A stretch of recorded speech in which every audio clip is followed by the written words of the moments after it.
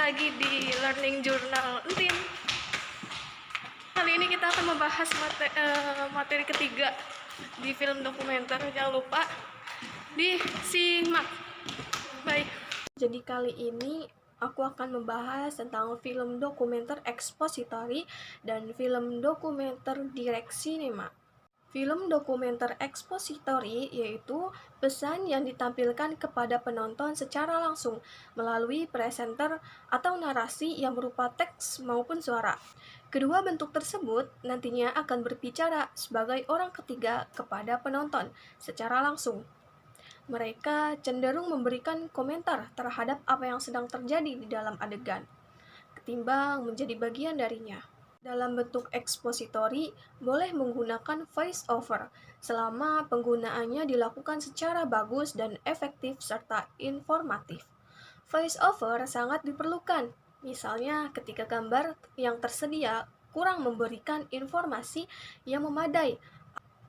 Fungsi gaya dokumenter ekspositori. Pertama itu, membangun konstruksi subjektif sutradara pada tema yang akan diangkat. Yang kedua, memancing ketertarikan penonton. Yang ketiga, mengikat penonton pada satu perspektif.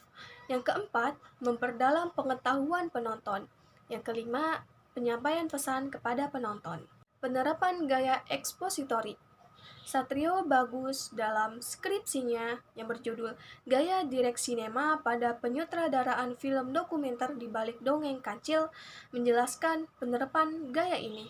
Film dokumenter di balik dongeng kancil 2011, penggunaan konsep penyutradaraan direct cinema dalam segmen ini ditampilkan melalui beberapa adegan wawancara dan aktivitas Ki Lejar Subroto yang berhasil direkam secara informal. Dan yang kedua yaitu direct cinema atau observasional.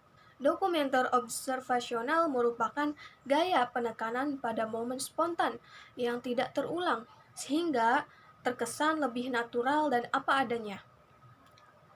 Sehingga peralatan syuting yang digunakan juga tidak menggunakan panduan yang dirancang sebelumnya, seperti penggunaan letak tata lampu khusus. Gaya observasional atau direct cinema memperlihatkan adegan yang tidak dibuat khusus. Maka dari itu, pengambilan gambar yang dilakukan oleh pembuat film dilakukan secara terus-menerus tanpa melakukan tekanan-tekanan dari manapun yang dilakukan subjek. Subjek menyampaikan permasalahan mereka secara spontan, membuat keintiman antara subjek dengan penonton. Gaya ekspositori berkembang antara tahun 1930 sampai 1950.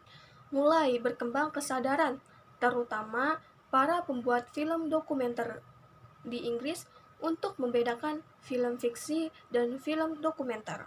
Menurut Bornow, kemunculan aliran ini tidak lepas kaitannya dengan teknologi baru di dunia film yang menghadirkan peralatan yang semakin kecil dan mudah dioperasikan, dengan kemampuan mobilitas yang tinggi.